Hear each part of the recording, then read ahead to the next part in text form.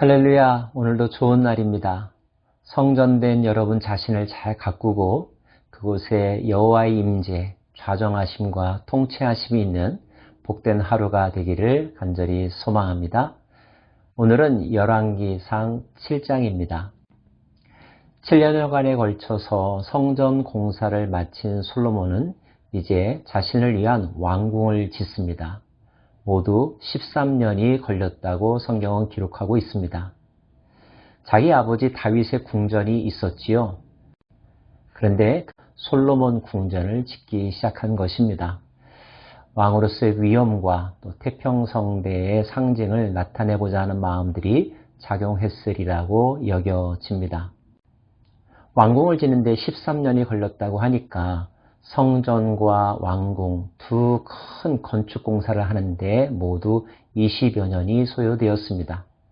솔로몬 전체 통치 기간이 40년이었다면 그 중에 절반이 큰 대공사 기간으로 소요되었음을 또한 우리가 알 수가 있습니다. 왕궁의 규모는 웅장했습니다. 그가 레바논 나무로 왕궁을 지었으니 길이가 100규빗이요 너비가 50규빗이요 높이가 30규빗이라. 흔히들 성경에서 가장 화려한 건축물을 이야기할 때 솔로몬의 궁전을 말하지 않습니까?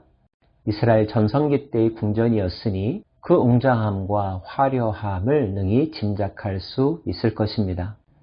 궁전에는 왕의 처소도 있겠고 진물을 보기 위한 진물실도 있었겠죠. 궁전의 가장 중요한 특징을 나타내는 공간에 대한 소개가 나옵니다. 또 심판하기 위하여 보좌의 주랑 곧 재판하는 주랑을 짓고 온 마루를 백향목으로 덮었고, 즉 재판하는 장소가 있었는데 그 공간을 백향목으로 치장했다고 하는 기록입니다. 왕이 해야 될 일 가운데 하나는 정책을 결정하고 시시비비를 잘 가리고 정의를 실현하는 데 있겠죠. 솔로몬을 특별히 지혜의 왕이라고 했다는 점을 기억한다면 이 재판하는 장소가 얼마나 중요했는지 그 상징성을 돋보이게 하는 기록이라고 여겨집니다. 나라의 최고 지도자는 그 국가를 이끌어가는 중요한 역할을 감당해야만 하죠. 지혜로워야 할 것입니다. 공의로워야 할 것입니다. 그러면서도 백성을 사랑할 줄 아는 사랑과 겸손의 마음이 있어야 할 것입니다.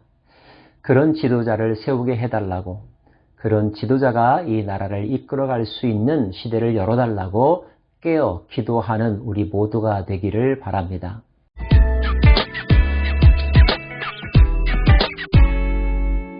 특별히 16절 이하에는 솔로몬 시대에 이루어졌던 건축과 관련하여 타국에서 청빙한 탁월한 기술자와 그에 의하여 만들어진 제품들에 대한 설명이 있습니다. 그는 바로 두로라고 하는 나라의 히람이라고 하는 사람이었습니다. 두로 왕 히람이 있고요. 그 두로라고 하는 나라의 청동 기술 제작자 히람이라고 하는 사람이 있습니다. 솔로몬은 이 히람을 청빙했습니다. 그리고 그의 기술로 성전과 궁전을 짓는 데 있어서 중요한 공사를 진행하는데요. 크게 세 가지입니다. 첫째는 성전의 주랑 앞에 세우는 두 기둥입니다. 그 기둥의 이름을 야긴과 보아스라고 했다고 하죠. 야긴이라고 하는 이름의 뜻은 저가 세우리라 라고 하는 뜻이고, 보아스라고 하는 말의 뜻은 그에게 능력이 있도다 라고 하는 뜻입니다. 이 두 기둥은 성전의 위엄과 성전의 특징을 더 많은 사람들에게 알려주는 역할을 했을 것입니다. 또 하나의 작품은 성전 앞 마당에 있는 바다와 물두멍입니다. 바다 하면 우리는 sea, 서해안 또는 지중해 바다를 생각하죠. 바다와 같이 많은 물을 담을 수 있는 큰 대야라고 생각하시면 됩니다. 청동 바다의 크기는 지름이 약 5m 정도였다고 합니다. 높이는 약 2.5m였고요. 학자들의 계산에 의하면 그 큰 바다에 들어갈 물의 총량이 모두 45톤 정도가량이 되었다고 합니다. 그러면 이 바다는 어떤 용도로 사용되었을까요? 제사장들이 몸을 씻는 데 사용되었다고 합니다. 또 하나는 바로 물두멍입니다. 물두멍 10개가 만들어졌는데요. 하나에 약 0.9톤의 물을 담을 수 있었다고 합니다. 제사를 지낼 때 드릴 제물들을 씻는 용도로 사용되었다고 합니다. 히람이라는 기술자에 의해서 만들어진 또 하나의 작품들은 바로 성전 안에서 사용될 모든 기구들입니다. 히람이 솔로몬 왕을 위하여 여호와의 성전의 이 모든 그릇을 빛난 노스로 만드니라. 그 기구들이 굉장히 많았다고 하는데요. 47절 말씀, 기구가 심이 많으므로 솔로몬이 다 달아보지 아니하고 두었으니 그 놋 무게를 능히 측량할 수 없었더라. 아는 바처럼 당시에는 이스라엘 사람들보다 앞선 문명을 가졌던 사람들이 가나안 땅의 사람들이었고, 특별히 두루는 청동기 문명이 발달했었습니다. 솔로몬은 그 선진 기술들을 사용하여서 성전과 궁전을 완공하려 했던 것입니다. 최고의 것으로 최선을 다하여 만들고자 하는 정성이 담겨져 있다고 이해할 수 있을 것입니다. 솔로몬이 또 여호와의 성전의 모든 기구를 만들었으니 곧 금단과 진설병의 금상과 내소 앞에 좌우로 5씩 불 정금 등잔대며 또 금꽃과 등잔과 불집게며 또 정금 대접과 불집게와 주발과 숟가락과 불을 옮기는 그릇이며 또 내소 곧 지성소문의 금 돌적이와 성전 곧 외소문의 금 돌적이더라.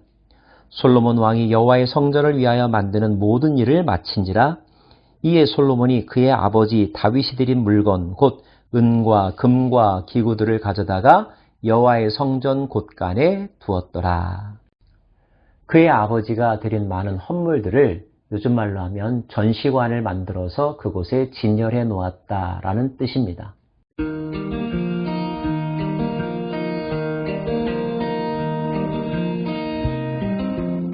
자, 드디어 하드웨어라고 할 수 있는 성전 건물이 비로소 완공이 되었습니다. 이 공사 과정들을 알아보면서 여러분은 어떤 생각을 하십니까? 영광스러운 하나님, 지존하신 하나님 앞에 최고의 것을 드리고자 하는 예배자의 마음, 그 마음이 너무 돋보이고 박수받아 마땅합니다. 우리도 하나님께 마음을 다하고 뜻을 다하고 힘을 다하여서 정성껏 예물을 준비하고 드리는 삶을 살아야 할 것입니다. 물질을 아까워하지 마십시오. 하나님 앞에 드리는 것에 인색하지 않기를 바랍니다. 우리가 즐거이 헌신하면 하나님은 기뻐 받으시고 더 많은 것으로 또 우리에게 갚아 주실 것입니다. 아니, 그리하지 아니하신다 할지라도 이미 우리가 받은 은혜가 크고 그 모든 것이 하나님의 것이기에 하나님의 것을 하나님께 돌려드린다고 하는 마음으로, 하나님의 주권을 인정하는 마음으로, 감사하는 마음으로 드린다면 이보다 더 귀한 예배가 어디에 있겠습니까? 그러나 그와 동시에 하나님께서 솔로몬에게 하셨던 말씀을 다시 한번 기억하십시다. 하나님은 건물을 기쁘게 받으시기도 하시지만 건물 자체보다는 그 건물에서 예배할 사람들의 마음가짐과 태도에 대해서 강조하셨다는 것, 다시 한번 마음속에 새길 수 있기를 원합니다. 아무리 웅장하고 화려한 예배 도구가 있다 할지라도 그 예배를 드리는 사람의 마음 가운데 정성이 없다면, 진정한 희생과 사랑과 감사의 마음이 없다면 하나님께서 살진 송아지를 드리는 그 제물을 기뻐하시겠습니까? 화려하게 수놓인 스테인글라스와 대리석 바닥이 무슨 의미가 있겠습니까? 값비싼 건물보다 더 귀한 우리의 마음이 하나님 앞에 드려져야 할 것입니다. 또 한 가지, 이렇게 귀한 건물 안에서 모든 것이 그에 합당하게 진행되고 예배드려지려면 이를 뒷받침하기 위한 많은 노력과 헌신이 뒷받침되어야 합니다. 그 헌신의 마음 속에 자원하는 마음과 감사하는 마음이 없다면 노동이 될 수 있고 착취가 될 수도 있습니다. 그 건물을 유지하기 위해서 허리띠를 졸라매고 고생해야 한다면 이보다 더 비참한 상황이 어디 있겠습니까? 안타깝게도 중세의 많은 교회당 건물들이 지금은 기념관이 되었다고들 하죠. 강력한 무브먼트가 사라진다면, 성령의 역사가 사라진다면 그 건물은 머니먼트, 즉 기념관에 지나지 않게 될 터인데 그것이 무슨 의미가 있겠느냐 하는 것입니다. 저는 감히 외쳐보고 또한 기도합니다. 우리 시대에 지어진 아름다운 교회당 건물들이 기념관이 되지 않기를, 성령의 강력한 역사가 나타나고 있는 살아있는 공간이 되기를, 그래서 예배하는 자와 예배받으시는 자의 아름다운 만남, 영적인 만남의 사건이 매일매일 재현되기를 간절히 소망합니다. 팬데믹 초기에 예배 금지로 인하여서 텅 빈 공간을 보면서 많은 사람들이 씁쓸해하고 눈물까지 흘렸다라고 하는 고백을 들은 적이 있습니다.